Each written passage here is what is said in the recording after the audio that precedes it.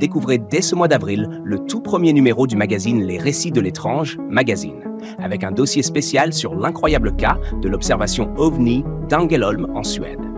Disponible en version papier et numérique, retrouvez-le sur le site internet kenoper.fr et explorez l'inexpliqué. Bienvenue sur la chaîne Kenoper pour une nouvelle vidéo.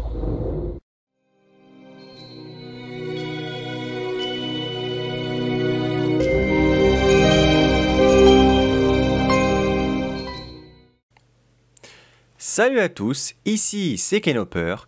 Je suis ravi de vous retrouver pour une nouvelle vidéo sur ma chaîne.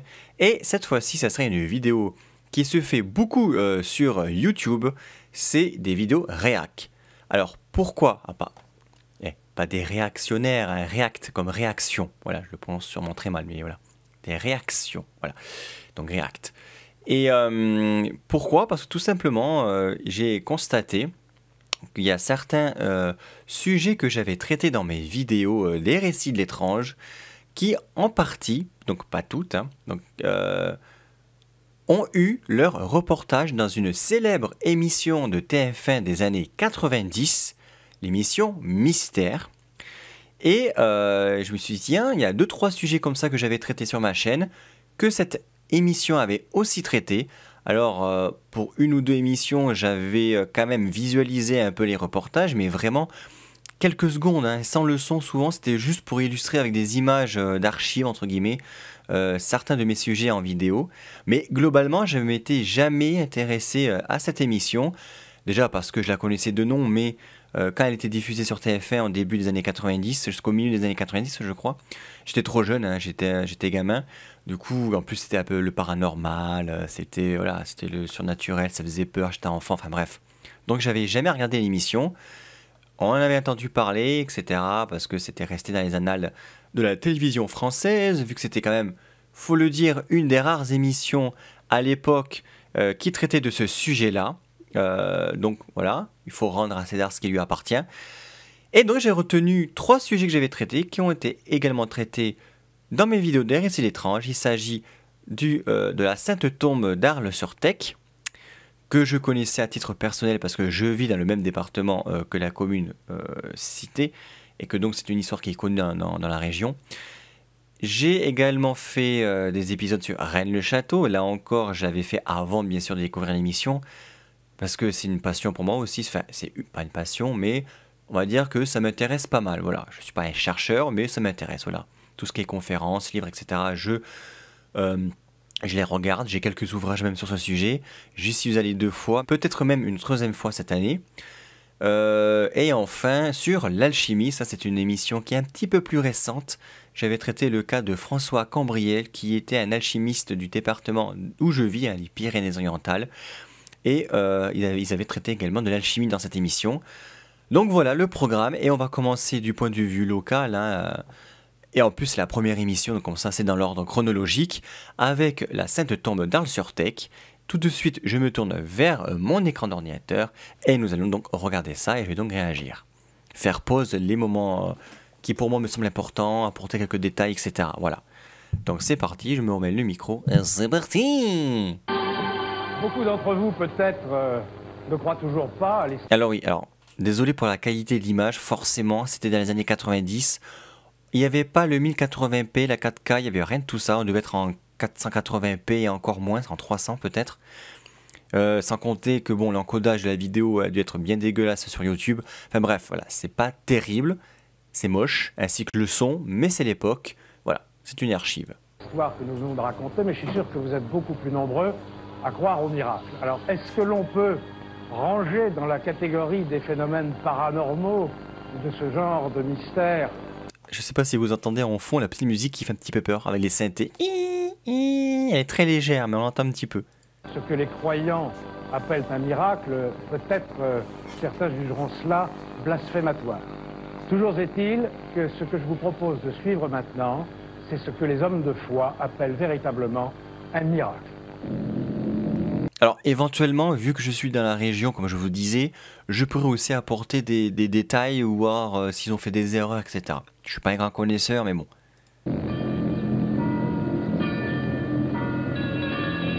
Nous sommes à Arles-sur-Tech, un village de 3000 habitants, blotti au creux d'un vallon des Pyrénées-Orientales.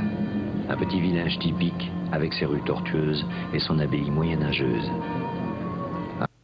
La voix off aussi. Enfin, on va attendre un petit peu, mais la voix off aussi, le narrateur, quand même, enfin, le double, enfin, pas le comédien, enfin, la personne qui faisait la voix off, accentuait parfois beaucoup quand même le côté dramatique de certaines choses quand il n'y a pas lieu d'être en fait. C'est un des reproches aussi qui était fait à cette émission, c'est que c'était un petit peu trop du spectacle. Alors ça, c'était de la télévision.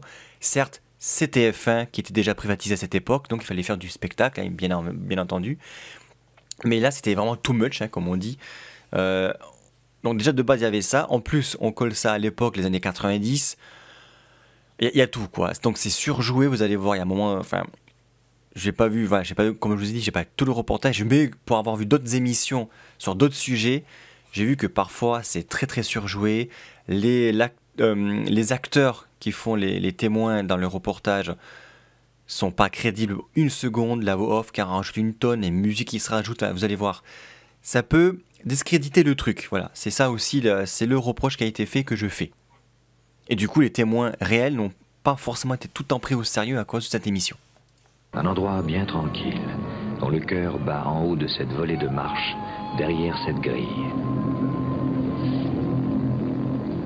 C'est ici, dans les entrailles de ce sarcophage, que le mystère se renouvelle depuis 1000 ans. Depuis 1000 ans, la Sainte Tombe, comme on l'appelle au village, se remplit en permanence d'une eau très pure, une eau dont personne n'est arrivé à expliquer la provenance. Une eau cristalline dont on tire en moyenne 600 litres par an pour les fidèles du village et les pèlerins de passage. Et dans chaque maison d'Arles, on trouve de l'eau des saints, que ce soit chez des croyants ou même chez des incroyants. Tout le monde a une bouteille d'eau des saints. Alors bien entendu, on la remplit au moment des fêtes. Alors petite précision, c'est donc cette émission, c'était il y a 30 ans à peu près. Je crois pas maintenant qu'il y ait le pèlerinage. Enfin, alors sur Tech, je pense qu'il doit toujours y avoir des croyants qui y vont, bien sûr, des touristes aussi et des curieux, mais je pense pas que ça a les mêmes ampleurs qu'à cette époque-là. Enfin, en tout cas, à titre personnel, j'ai pas vraiment, voilà, il me semble pas que ça a continué à prendre autant d'ampleur avec le temps, mais en tout cas, il y a 30 ans, c'était le cas. Dans le cours d'année, il y a beaucoup de personnes qui vont chercher de l'eau des saints. Chaque année. Voilà, ça par exemple, le pèlerinage, je ne sais pas. À confirmer, peut-être, hein, qui se fait encore, mais voilà. Ou alors il communique moins dessus, mais... Le 30 juillet, la paroisse du village organise une procession pour la fête des saints Abdon et Sénène. Ce jour-là, les pèlerins affluent de toute la région, des 4 coins de France et même de l'étranger pour honorer les saints patrons du village.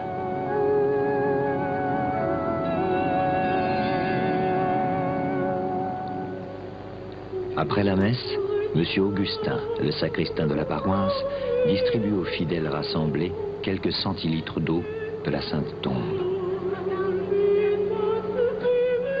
C'est dans la prière et la ferveur que les pèlerins reçoivent cette offrande. Les Arlésiens vouent une dévotion toute particulière à l'eau du sarcophage, mais surtout... Par contre, l'eau, je pense qu'il la donne toujours. Ça, c'est quasiment une certitude. Quand on visite l'abbaye, de ce que j'ai pu lire, parce que j'y suis pas encore allé, figurez-vous, c'est dans mes projets, à l'occasion, j'irai, même si j'ai déjà fait mon reportage, enfin ma vidéo dessus, j'irai quand même, par curiosité. Et donc, l'eau est toujours en vente, je crois. Hein. Dans l'abbaye, quand on la visite, on peut en acheter. Mais je pense plus, là pareil, je ne pense pas qu'il la distribue au village. Comme ça, gratuitement, je crois pas.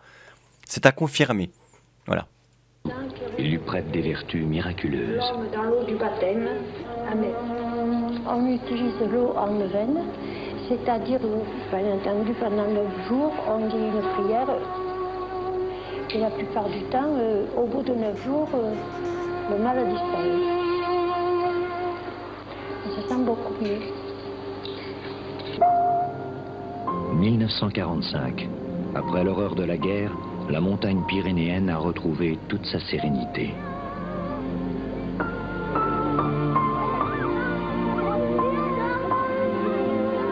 Ce jour-là, Comme le veut la tradition, le 21 juin, les enfants d'Arles ont organisé un feu de la Saint-Jean. Voilà, là, par exemple, cette séquence, il n'y a rien de méchant, mais c'est tellement candide, c'est tellement niais, la mise en scène, etc. Ça fait un peu sourire quand même, mais bon, c'est rien. Pierre Vergès vient alors d'avoir 8 ans. Les uns après les autres, les enfants s'amusent à sauter au-dessus du feu.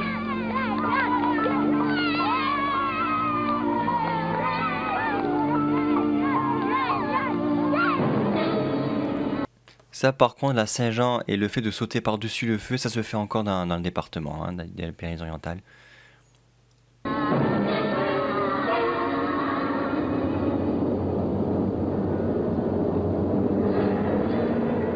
Jean-Pierre est gravement brûlé. Des braises incandescentes se sont incrustées dans sa peau. Je vois ma grand-mère me tamponner les jambes qui étaient donc bien brûlées avec des braises encastrées, avec de l'eau, faire des prières et me tamponner avec de l'eau des seins. J'ai été guéri très rapidement et je n'ai pas une cicatrice. Je suis quand même très mal placé pour ne pas croire à mon Dieu, à la puissance de... Surtout qu'en plus, le monsieur, visiblement, donc le jeune garçon à l'époque, mais qui a à cette époque témoigné, était retraité, qui donne un top de ce monde d'ailleurs, était quand même militaire.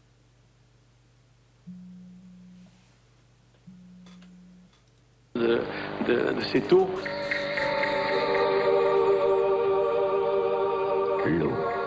Elle naît de façon inexpliquée à l'intérieur de ce sarcophage de marbre taillé au IVe siècle. Il mesure 1,76 m de long, 47 cm de large et 40 cm de profondeur. Et il contient environ 330 litres. Comment expliquer que l'on épuise en moyenne chaque année 2 fois plus d'eau qu'il ne peut en contenir? Et cela depuis 10 siècles. Car l'histoire étrange du sarcophage intarissable commence en l'an de grâce 960. Alors pour les dates, je ne pourrais pas vous affirmer ou vous confirmer. J'ai fait une vidéo dessus, mais là de tête, je ne pourrais pas vous dire ce sont les bonnes dates. On va considérer quand même que sur ça, ils n'ont pas dit de conneries.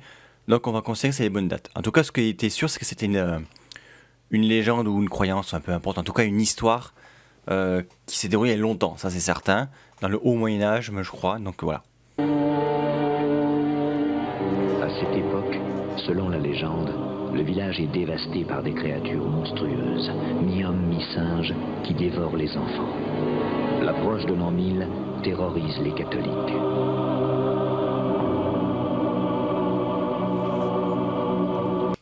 À l'an 1000, nos ancêtres avaient peur de se faire dévorer par des démons et par des monstres.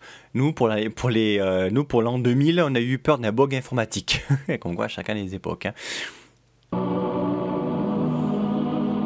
D'ailleurs, les légendes de créatures qui disaient, là, mi-singe, etc., il faut savoir que dans le même département, donc des Pyrénées-Orientales, dans une autre commune, à Rivesaltes, là encore c'est un sujet que j'avais évoqué, mais ils n'en parlent pas là.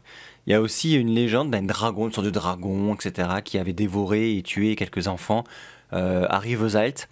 Donc j'en avais fait une vidéo aussi il y a longtemps, et je l'ai également traité dans mon magazine, Les Récits de l'étrange magazine, voilà, que vous pouvez toujours vous procurer de la boutique sur canopeur.fr. Petite pub au passage.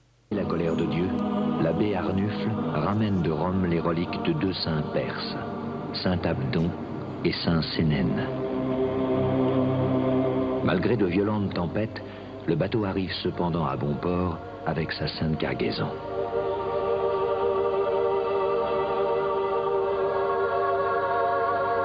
Le 24 octobre 960, l'abbé Arnufle arrive enfin à Arles sur Tech.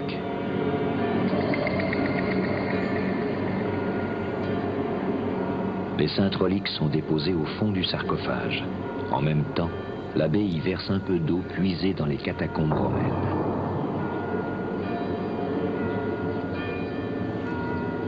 Quelques années plus tard, les restes des saints Abdon et Sénène ont été transférés dans des reliquaires à l'intérieur de l'église abbatiale. Dans le sarcophage, il ne reste plus aujourd'hui que quelques ossements et de l'eau. Cette eau, apportée de Rome, et qui depuis 1000 ans n'a jamais cessé de se renouveler.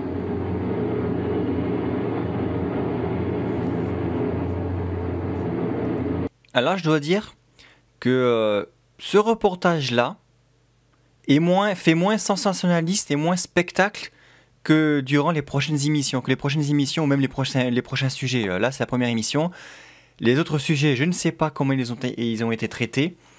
Mais en tout cas, celui-là encore, ça va. C'est assez correct. Voilà, c'est pas, il faisait pas à ce moment-là trop dans le sensationnalisme, dans le phénoménalisme. Ça n'existe pas, hein. Mais vous avez compris. Dans le sensationnalisme, voilà. Sensationnel, hein, bon, vous avez compris, ils n'en font pas des caisses. Et là encore, ça va. Oh, bien sûr, première fois qu'on voit l'eau couler, c'est... Bien sûr, il y a toujours des petits plans avec la musique qui fait un peu peur, mais en vrai, ça va, ça passe. Très impressionnant. Quand, à l'époque, c'était un prêtre, quand le prêtre mettait le siphon et que l'eau coulait, on aurait dit vraiment un robinet, une source naturelle. Et c'est une source d'étonnement, et un étonnement très vif, qui éveille de la curiosité. Source, eau et source d'étonnement. Il l'a fait exprès, je pense. Curiosité, même si on peut être sceptique, ce n'est pas normal que de l'eau sorte d'un tombeau. Et pourtant, le tombeau d'Arles donne de l'eau depuis le Moyen-Âge. On la puisait à l'aide de simples bandelettes de tissu. À partir du XVIIIe siècle, on a utilisé un petit siphon de cuivre, un siphon glissé dans l'interstice entre le couvercle et la tombe. C'est ainsi que des générations d'Arlésiens ont recueilli l'eau merveilleuse de la Sainte Tombe. D'année en année, tous les prêtres de l'abbaye qui se sont succédés ont vénéré son mystère. Il y a eu de nombreuses enquêtes qui ont été faites depuis des siècles, depuis 7 siècles presque. Les premières, c'était pour prouver bien sûr qu'il n'y avait pas de supercherie. La science à l'époque était certainement trop démunie. Et la première enquête dont nous avons le témoignage a eu lieu en 1529. Cette année-là, les troupes de Charles Quint étaient passées à Arles et ils avaient tiré de l'eau pendant leur séjour, une quinzaine de jours environ, plus de 3 fois la quantité du sarcophage, d'après les textes qui nous sont parvenus. Il y eut une deuxième enquête en 1587.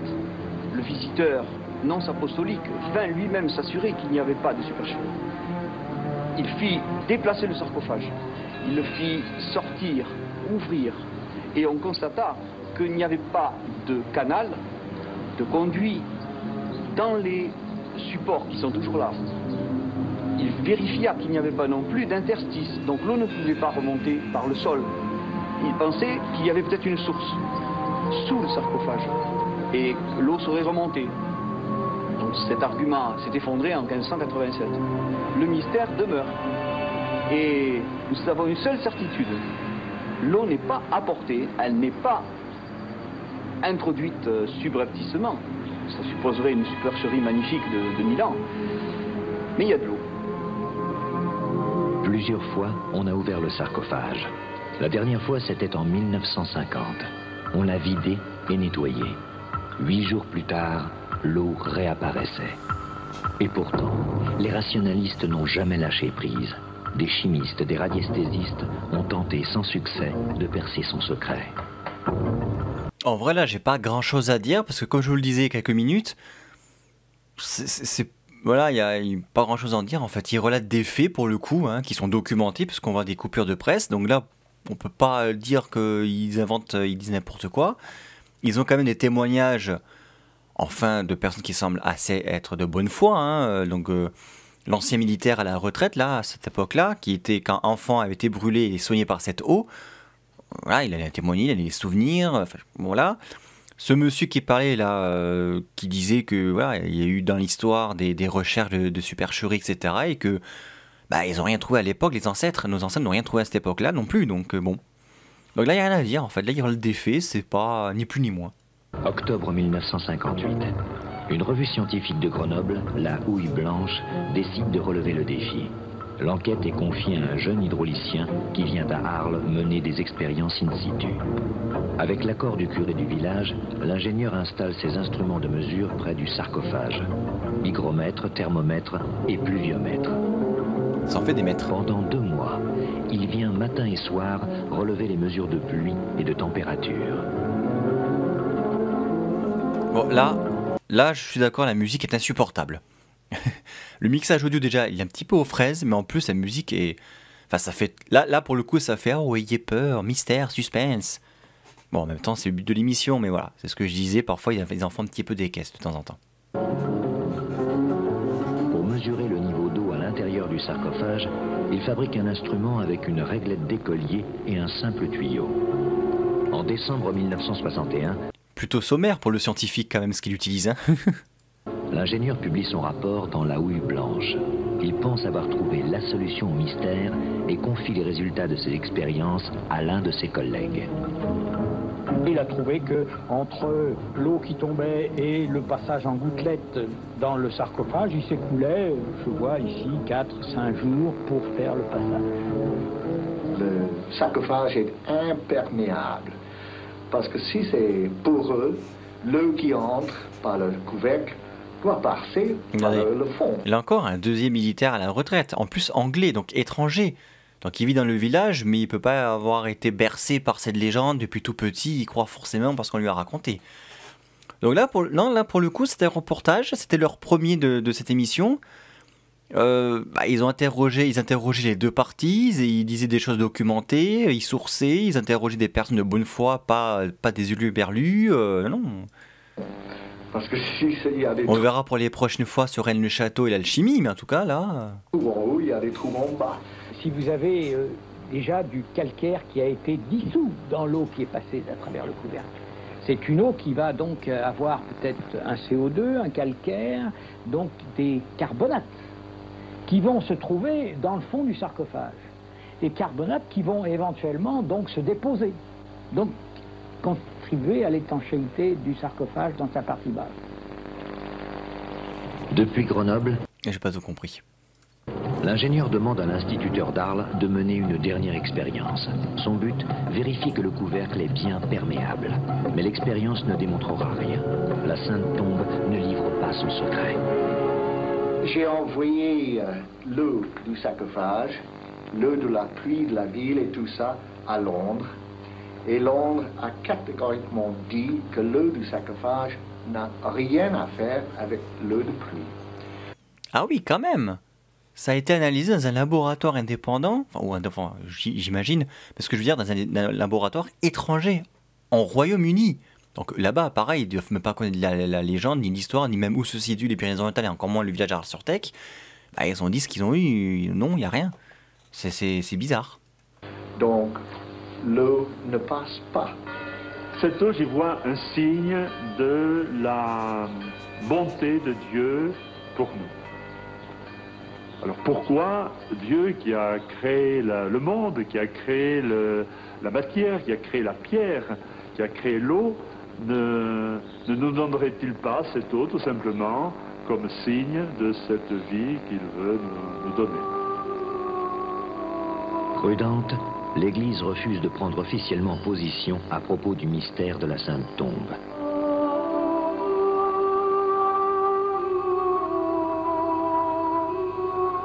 Au fil du temps, les guérisons se sont multipliées, ainsi que les témoignages de reconnaissance et de remerciements à l'eau.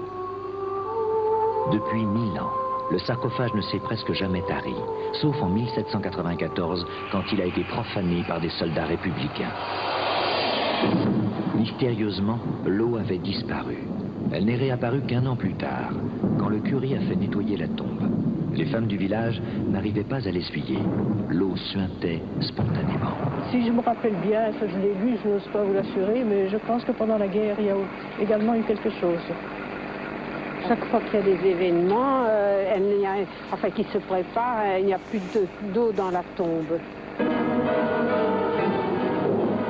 Au village, on sait que quand l'eau du sarcophage se tarit, cela annonce toujours une catastrophe. À la veille... Oui, ça c'est aussi une des particularités de cette légende et que je savais aussi, même sans être allé sur place. Effectivement, quand il n'y a plus d'eau dans la tombe, sans intervention humaine, hein, quand naturellement il n'y a plus d'eau, naturellement entre guillemets, à 2 reprises dans l'histoire, c'est qu'il y a eu des catastrophes, c'était les deux grandes guerres en fait. À quelques jours, quelques semaines, je sais plus, avant le début des hostilités, il n'y avait plus d'eau dans la tombe. Puis quand c'était fini, c'est revenu. Donc jusqu'à preuve du contraire, en 2024, en avril 2024, là où j'enregistre cette vidéo, il y a toujours de l'eau dans la Sainte Tombe. Hein, donc malgré tout ce qui se passe autour dans le monde, en termes de géopolitique et de guerre, etc., bon, si c'est pas vidé, c'est qu'en tout cas, pour l'instant, on échappe au pire. C'est déjà une semi-bonne nouvelle, si on en reste en fonction des croyances de chacun, hein, bien sûr. Et de chaque guerre mondiale, le sarcophage était à sec. En 1940, alors que le village subissait les plus fortes inondations de son histoire, le tombeau est resté vide. Ça, je l'ignorais par contre, cet aspect-là, lors des inondations. Aujourd'hui, Arles croit toujours à l'eau des saints.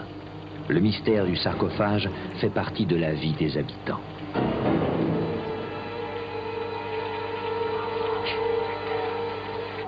Personne ne songe à renier la puissance de l'eau. On la boit avec dévotion, on la conserve précieusement. On la dit même inaltérable. Au village, on se souvient à peine du passage des scientifiques, si ce n'est pour affirmer qu'ils n'ont jamais trouvé la solution. Bon, alors là, ils disent qu'ils n'ont jamais trouvé les solutions, les scientifiques. C'est pas vraiment vrai, parce que précédemment, on a vu, je sais plus le nom du vieux monsieur là, qui était spécialiste dans je sais plus quoi. Bon, bref, peu importe, hein, vous verrez dans la vidéo ce que je veux dire. Il avait visible, là où j'avais dit que j'avais rien compris, en fait, il avait émis une hypothèse qui, pour lui, expliquerait la présence de cette eau. Donc, il n'y a peut-être pas unanimité dans le domaine scientifique, dans le milieu scientifique, mais en tout cas, il y en a des scientifiques qui l'expliquent, ce phénomène. Donc là, c'est le reportage, bon, il n'a pas tout à fait été exact. En tout cas, je le comprends comme ça.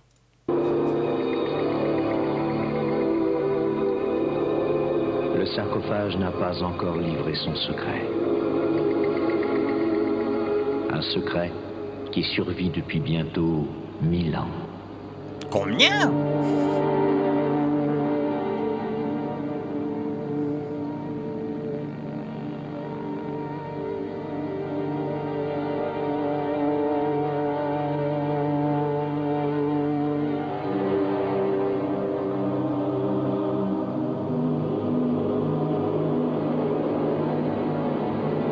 Et voilà, forcément sur la fin, ils font un effet vraiment spectaculaire, suspense, énigmatique, mystérieux. Bon, c'est normal en même temps, là pour le coup. Enfin, voilà, même les gens qui actuellement font sur YouTube des enquêtes paranormales, dans leur montage, ils font pareil. Là pour le coup. C'est un miracle. Alors voilà, alors là je sais pas quoi faire. Parce que, est-ce qu'il est intéressant de suivre le débat par la suite, ou je me contente du reportage, je sais pas. On va regarder un petit peu, je vais voir si... Attendez. Parce que ça semble, il faudrait pas que ça dure trop longtemps non plus, après le débat, bon... Ouais. Ok, donc ça s'arrête à 48 minutes et 20 secondes. 48 minutes et 20 secondes, oui. Et j'en suis à 42. Ouais, bon, bon, vous savez quoi, allez, on va faire un petit peu de rab. Que me direz-vous, doit-il un jour livrer son secret? Toujours est-il que ceux qui voudraient apporter l'explication psy, voire dans ce phénomène quelque chose de psychique, seront bien malvenus, puisque ça fait quand même 1000 ans que ça dure. Bon, alors, nous retrouvons donc sur ce plateau le professeur Rémi Chauvin, qui nous accompagnera tout au long de cette émission. Je sais plus comment il s'appelait cet animateur. Personnellement, je l'ai vu que dans cette émission, moi. Alors, comme je vous avais dit, j'étais jeune, j'étais gamin à cette époque-là. Probablement qu'entre-temps, il faisait d'autres émissions, hein, ou je sais pas. Mais, enfin, moi, même au début des années 2000, etc., où j'étais adolescent et que je regardais la télé, comme tout le monde, comme tous les enfants, comme tous les ados, cet animateur, je ne l'ai pas revu. Je sais pas s'il a fait que ça, qu'il a disparu après, je ne sais pas. J'ai invité également l'abbé Laurentin. L'abbé Laurentin est un ecclésiastique, un prêtre qui se passionne le pour décor. les miracles. Et qui... franchement, le décor, quand même, il est quand même fabuleux, quoi. Les sièges, c'est des trônes genre maléfiques. Nous sommes dans la nuit avec un vieux fond vert d'époque. Mais après, mine de rien, bon, c'était original comme décor. Ça mettait dans l'ambiance. Donc pourquoi pas, mais bon, c'est quand même aussi too much. Mais bon, avec le recul, bien sûr. Il les a étudiés de par le monde et il nous dira si ce miracle-là s'apparente ou non à d'autres miracles connus. Et puis nous retrouvons ici aussi Anthony Fitzherbert qui a participé au tournage. Anthony Fitzherbert est quelqu'un de très particulier, puisque c'est un sujet britannique qui s'est établi à Arles-sur-Tech il y a un petit peu plus de 10 ans, et qui s'est intéressé un jour au sarcophage, et j'aimerais bien que vous nous disiez pourquoi. Dans le village, on ne parlait que cela. Nous avons ça une raison personnelle de vous y intéresser. Ah oui, parce que quand on en parlait de cela, j'avais une sœur qui était malade, elle avait des taches qui arrivaient sur la figure et les médecins ont dit ça c'est cancéreux et elle a dit qu'elle allait employer l'eau pour voir si ça changeait quelque chose. Elle a fait le neuvaine avec l'eau du sarcophage, mettre une petite croix chaque jour sur sa figure et puis c'est parti. Et comme le médecin, les docteurs ont dit qu'elle devait passer par l'hôpital de cancer à Londres, elle est allée voir le médecin et il a dit, mais c'est parti où? Elle a dit, c'est parti. Donc elle était complètement guérie. Quand ma soeur était guérie, nous avons mis le laboratoire hydraulique de Londres au travail. Ce que vous avez expliqué dans le reportage. Ils ont fait l'expérience et eux, ils ont dit, comme on a vu là, que ce n'est pas l'eau de ville, ce n'est pas l'eau de pluie, ce n'est pas l'eau d'une source qui est près de l'église, ça ne peut être que de condensation. Mais la condensation n'existe pas dans les quantités que nous avons à Arles-sur-Tech. Une précision de grand intérêt, Anthony Fitzherbert. Nous avons vu que le sarcophage se tarit quand une catastrophe se prépare. J'espère qu'il est plein en ce moment. Il est plein pour le moment. Bon, alors, tout va très bien, nous n'avons rien à craindre pour le lendemain. Ce qui est très intéressant, parce que ça c'est... C'est ce que je vous avais dit déjà. Il y a déjà 30 ans, plus de 30 ans, déjà nous poser la question est-ce que le sarcophage est encore plein avant, pour anticiper une catastrophe. En 2024, je pose la même question que l'animateur. Vidé assez souvent durant l'histoire. Et ce qui est très drôle, c'est que le 24 octobre, chaque fois, il y avait de l'eau. Le 24 octobre, c'est la date anniversaire du retour de l'abbé Arnulf, du retour d'Europe. Exactement, c'est le jour même qu'il a mis les reliques dans le sarcophage. Expliquez-moi ça. Ça, je ne peux rien vous expliquer, mais peut-être que l'abbé Laurentin va nous éclairer un petit peu. Non, là, je n'ai pas d'explication. Vous voyez, j'étudie beaucoup de ces phénomènes, les apparitions, bien d'autres. Alors, j'ai le souci de la vérification scientifique. Dans ces matières-là, je ne suis pas compétent. Je fais appel à des médecins, j'en vois beaucoup, et d'autres. Et cette collaboration est très précieuse. Et là, pour ce sarcophage, je souhaiterais qu'on aille plus loin dans la vérification, parce qu'il semble que ce serait tout de même très facile de mettre un appareil qui vérifie constamment l'eau. Est-ce qu'elle monte, est-ce qu'elle descend, et qui mesure ce qu'on en tire. Vous voyez, il faudrait faire ça. C'est vrai que c'est pas bête. Visiblement, ils l'ont pas vraiment fait, en fait. Pendant 8 jours pour avoir une idée plus précise. Rémi Chauvin, je ne vous ai pas interrogé en premier, puisque nous avions affaire à un miracle. J'ai donné la parole aux hommes de foi, ce qui ne veut pas dire que vous n'êtes pas croyants. Mais quel est le point de vue du scientifique sur cette affaire? Parce qu'il faut distinguer deux choses. Il y a d'une part la production d'eau, mais il y a d'autre part les vertus dites miraculeuses de l'eau. Alors là, peut-être que vous pouvez nous dire... C'est tout à fait différent.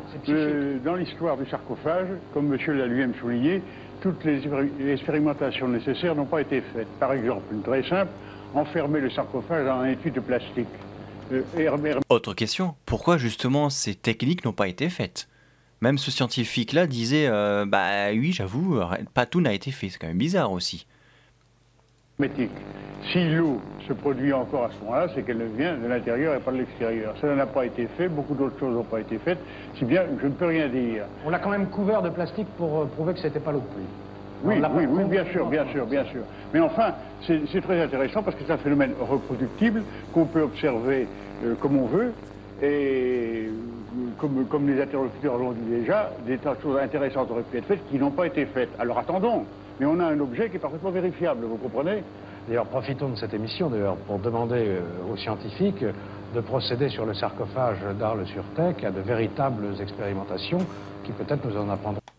Au jour d'aujourd'hui, ça se dit pas. Donc à l'heure actuelle, j'ai pas connaissance qu'il y ait d'autres expérimentations qui ont eu lieu sur ce tombeau Arles-sur-Tech depuis les années 2000, hein, même depuis, même depuis les années 50-60, en fait, il n'y en a pas eu d'autres à ma connaissance. Hein. Bon, après, c'est très secondaire pour beaucoup, hein, tout ce qui se passe actuellement. On va dire que certains scientifiques ont autre chose à faire selon eux que d'aller dans un petit village paumé pour donner de l'eau d'une tombe. Davantage, parce que là, pour l'instant, nous acceptons le miracle, mais ça n'interdit pas, n'est-ce pas, mon père, d'essayer d'y voir clair et de comprendre. Oui, c'est normal. Peut-être que votre émission va provoquer un grand contrôle. Pourquoi pas? Pourquoi pas? Parce que l'objet est intéressant, il est bon, là, non. on peut l'étudier. C'est en ça qu'il est important. Il faut être ouvert. S'il y a une explication, moi je ne vois pas du tout, mais s'il y en a une, bah, autant le savoir. Oui, pourquoi pas. En tout cas, cette eau miraculeuse d'Arc sur Tech, j'en ai ici une petite bouteille que je montre à la caméra. Et l'honnêteté quand même, l'honnêteté de journaliste m'oblige à poser une question qui va peut-être vous gêner, monsieur Fitzherbert. Mais c'est vendu, ça? La bouteille est vendue parce qu'il faut le fabriquer. Mais l'eau est gratuite. Si vous allez à Halle, avec une petite bouteille d'aspirine vide, on va le remplir avec de l'eau du sarcophage gratuitement. Mais la poste ne veut pas l'envoyer. C'est bon à souligner, comme je l'avais dit d'ailleurs, hein. J'avais dit au tout début, dans l'abbaye, quand on la visite, on peut acheter de l'eau. Mais effectivement, ce que dit le monsieur, c'est pas bête. C'est le contenant qu'on achète, parce qu'il faut le faire, c'est du verre, mais pas l'eau. Donc visiblement, si effectivement on prend notre propre petite bouteille, ils nous la remplissent. Donc effectivement, là, il n'y a pas de notion de charlatanisme ou de marchand du temple, pour rester dans le domaine. Gratuitement. Et les gens qui fabriquent les choses en plastique ne veulent pas le faire gratuitement non plus. Et l'Église, en tout cas, ne veut pas reconnaître le miracle.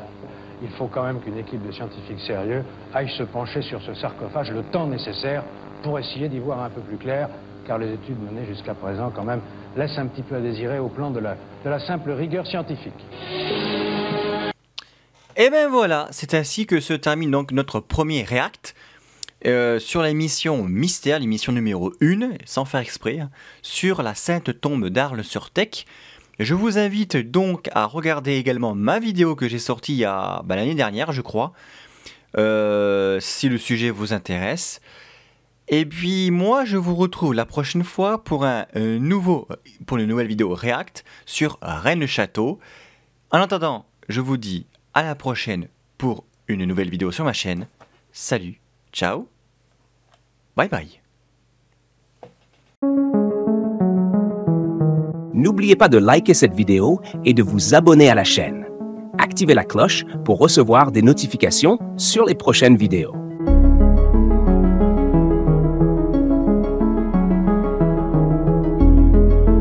Découvrez les autres vidéos de la chaîne Kenoper.